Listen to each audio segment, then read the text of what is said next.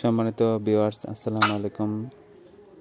চলে আসছে শীতকাল। এখন দেখা যায় যে মুরগির বিভিন্ন ধরনের রোগবালাই হয়ে থাকে। তার মধ্যে অন্যতম একটি রোগবালাই হচ্ছে করাইজা।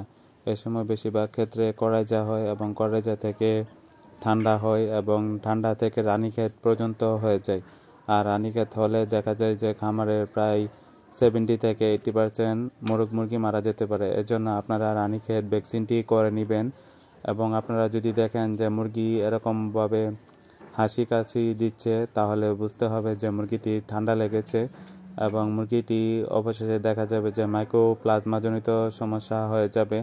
তখন শ্বাসকষ্ট হয়ে যাবে তখন দেখা যাবে যে মুরগিটিকে আর বাঁচানো সম্ভব হবে না।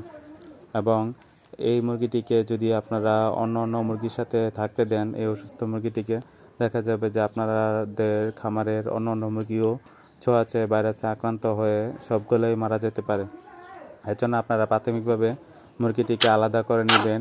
মুরগিটিকে আলাদা একটি জায়গায় রেখে আপনারা ট্রিটমেন্ট করবেন।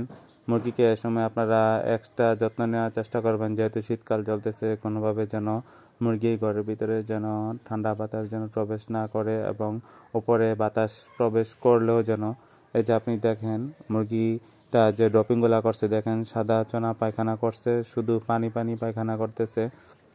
এটি একটি কলেরার লক্ষণের মধ্যে পড়ে এবং ঠান্ডার লক্ষণের মধ্যে পড়ে। কারণ কলেরা যখন হয় বা পেট খারাপ হয়ে যায়, তখন দেখা যায় যে মুরগি একটু পানি বাথরুম করে এবং মাথার চটিটা কালো হয়ে যায়।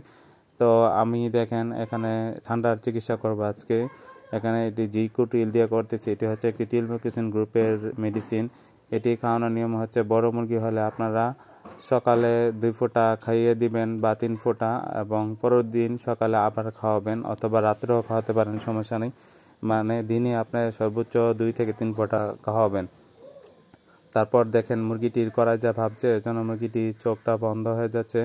এ সময় আপনারা মুরগিটির চোখের মধ্যে সিপ্রু ড্রপ দিতে হবে এবং ডক্সি অ্যাবেট এই মেডিসিনটি আপনারা পানির সাথে মিশিয়ে 5 দিন খাওয়াবেন। তাহলে আশা করা যায় যে মুরগিটি ভালো হবে। এবং যদি ভালো বা আপনার ট্রিটমেন্ট করতে সমস্যা হয়, সেক্ষেত্রে আপনারা আরেকটি কাজ করতে পারেন, জবাই করে খেয়ে নিতে পারেন।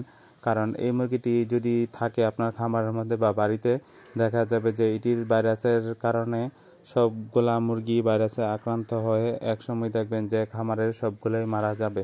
এমনিতে দেখা যায় যে সকল মুরগি কখনোই একসাথে অসুস্থ হয় না। মুরগি দেখা যায় যে প্রথমে একটি মুরগি অসুস্থ হয়, ওই মুরগিটি যদি আপনারা সঠিক সময়ে সঠিক চিকিৎসা দিতে না পারেন, তাহলে দেখা যাবে যে ওই মুরগিটার কারণে খামারের সকলগুলা মুরগি আক্রান্ত হয়ে যায়।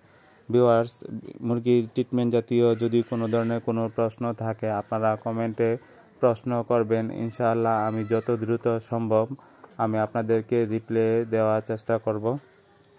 মুরগিটি দেখেন আস্তে আস্তে করে ঝিমাচ্ছে এবং এটির অসুস্থতার পরিমাণ ধীরে ধীরে বৃদ্ধি পাচ্ছে। যদিও বা ট্রিটমেন্ট করতেছি, কারণ ভাইরাসের ট্রিটমেন্ট আপনারা ভালো করে জানেন যে ভাইরাসের কোনো চিকিৎসা এখন পর্যন্ত পৃথিবীতে আবিষ্কার হয়নি। যদি ভাইরাসে আক্রান্ত হয়ে থাকে, হাজার চিকিৎসা করলেও কাজ হবে না। ধন্যবাদ।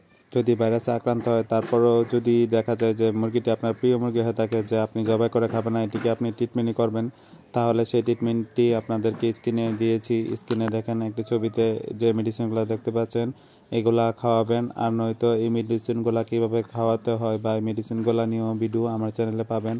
অন্যান্য ভিডিওগুলো খুঁজুন এবং দেখে সঠিক ভিডিওটি দেখুন।